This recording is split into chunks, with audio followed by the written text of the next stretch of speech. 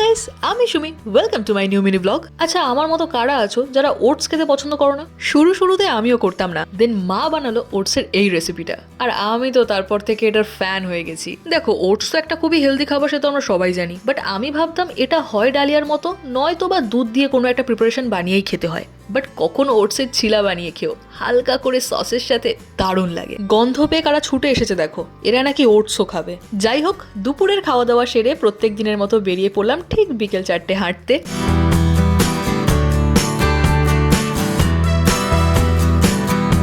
আর বাড়ি ফিরেই মা বানালো গরম গরম চা।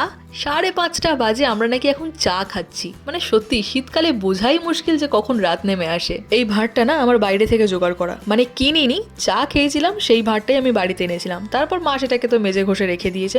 যখন বাড়িতে বসে ভারী চা খাওয়ার ফিলটা আনতে চাই, তখন আমি এতে করে চা খাই। ভীষণ অদ্ভুত হতে পারে জিনিসটা, বাট হ্যাঁ, আমার ভালো লাগে। তো টি টাইমের পর আমি এখন মি টাইমে। 24 ঘন্টার মধ্যে 20 ঘন্টাই আমার মি টাইমই থাকে ভাই। আমার মনে হয় প্রত্যেকটা মানুষের এই মি টাইমটা থাকা খুব উচিত, কারণ আজকালকার দিনে মানুষ নিজের দরকার ছাড়া অন্যের সাথে কথা বলে না।